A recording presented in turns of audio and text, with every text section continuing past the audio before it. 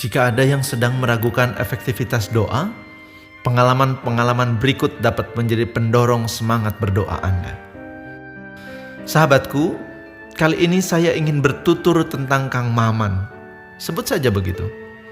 Seorang ikhwan yang bekerja di sebuah perusahaan pribumi yang juga mencoba menghidupkan dakwah di lingkungan kerjanya. Sangat sering doa saya berjawab, tutur Maman di suatu siang yang panas. Salah satunya ketika Bapak memberikan oleh-oleh pada saya, katanya lagi. Oleh-oleh yang mana? Rasanya saya lebih dari sekali memberimu oleh-oleh. Jawab saya setengah bercanda. Bapak ingat ketika Bapak memberi saya 2 dus susu, sekantong apel, jeruk, dan buah pir? Ketika itu kita bercerita di musola tentang susu yang diminum anak saya. Bapak bertanya dengan detil apa merek susu yang diminum oleh anak saya yang kecil dan apa merek susu yang diminum oleh anak saya yang lebih besar. Sungguh waktu itu saya tidak menyangka Bapak sedang mencari data. Taunya ketika saya pulang, Bapak memberikan susu yang biasa diminum oleh anak-anak saya. Ya, saya tidak bisa memberikan hadiah-hadiah yang mahal untukmu dan istrimu serta anak-anakmu. Lagi pula saya waktu itu ingin memberikan sesuatu yang dapat dinikmati langsung oleh istrimu, oleh anak-anakmu, dan juga oleh antum sendiri. Lalu saya pergi ke toko dan Allah menggerakkan hati saya untuk memilih apa yang kemudian saya belikan untuk oleh-oleh itu, kata saya kepada Maman yang belum lama mendapatkan anak yang kedua, sementara anak pertamanya pun masih bayi. Bapak tahu ketika itu saya sedang bingung.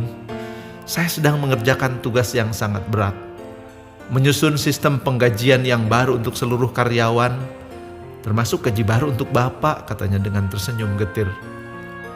Ketika itulah istri saya telepon. Dia bilang susu untuk anak-anak sudah habis. Jadi tolong belikan susu sebelum pulang. Maman terdiam sejenak. Lalu dia berkata lagi, ketika itu kan kita belum gajian, Pak. Uang di kantong saya tinggal 5.000 rupiah. Saya lalu terdiam dan dalam hati berdoa dengan sangat kepada Allah agar saya diberikan apa yang saya perlukan. Ketika Bapak memberikan sekantung belanjaan yang isinya antara lain susu untuk anak-anak saya merasa doa saya terjawab. Allah membuktikan janjinya. Maaf jika waktu itu saya tidak langsung cerita kepada Bapak, kata Maman menutup obrolan siang itu. Sebentar, tadi antum juga bilang, bukan sekali saja doa antum dikabulkan Allah. Boleh berbagi doa yang mana lagi yang Allah kabulkan? Tanya saya sedikit memaksa. Boleh juga, Pak. Ini terjadi beberapa hari yang lalu. Bapak tahu sekarang anak saya sudah 2 dan saya memerlukan rumah kontrakan yang sedikit lebih besar untuk tinggal saya, istri dan 2 anak saya, serta seorang khadimat yang membantu pekerjaan istri saya. Saya agak kerepotan mencari kontrakan karena ternyata biaya rumah sakit ada yang tidak diakui oleh asuransi. Lagi-lagi saya berdoa kepada Allah agar Allah cukupkan kebutuhan saya. Saya pun tidak putus berusaha. Saya menulis surat protes di koran karena menurut saya asuransi telah berbuat sewenang-wenang kepada saya. Meskipun protes seperti itu seringkali tidak berhasil. Alhamdulillah, segala puji bagi Allah. Pihak asuransi segera menghubungi saya setelah surat saya dimuat di koran.